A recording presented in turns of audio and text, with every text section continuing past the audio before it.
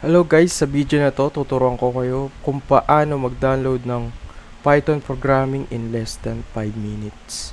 Okay, first, punta kayo sa Google Chrome, then new tab, then search nyo lang is Python, and nakikita nyo tong download, just click, and download nyo lang yung pinaka-latest version, this 3.12, then nakikita nyo tong file, just click, and install now. So hintayin lang muna natin siyang mag-download.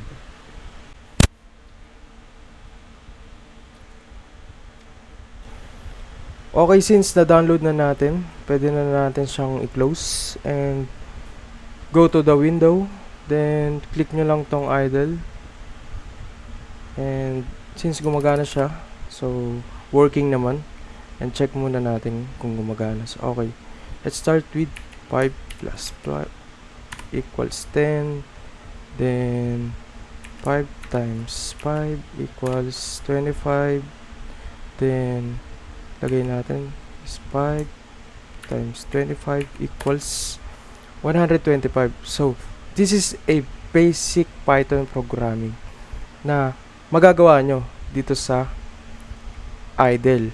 Then kung gusto nyo pa ng basic, okay, go naman tayo dito sa file. Nakita nyo tong file, then click nyo lang yan, new file, then i-move natin para makita mo yung ginagawa mo. Okay, dito sa file na to, gagawa ka na sarili mong code, and dito naman sa left may kinig sa'yo si Python.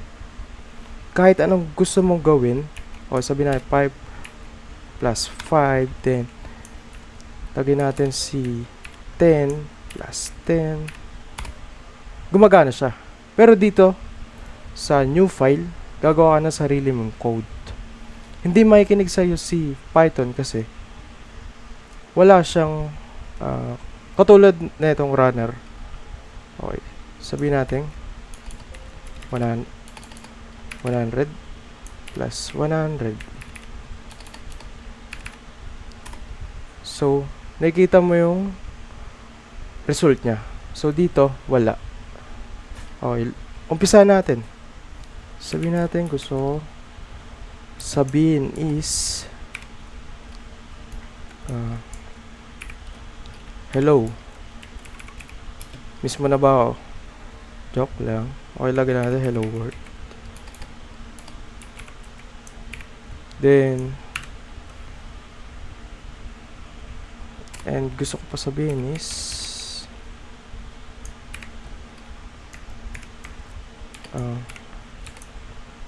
wait, hello Philippines. Then paano natin siya mapapagana? So check mo muna kung may error. So wala naman. Okay, pwede natin siyang i-run. How?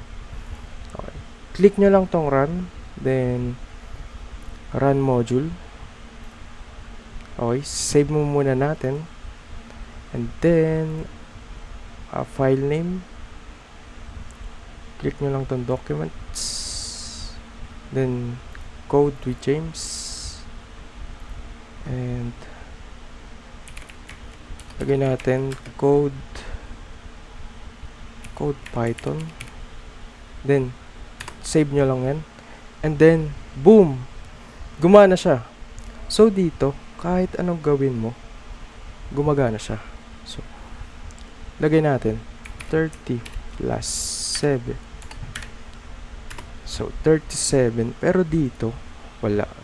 Gagawa ka ng sarili mo ditong code. So gets. So that's it for today, no? Basic lang ang pinagawa natin ngayon, ginawa natin ngayon. So, yun lang. Sana may natutunan kayo.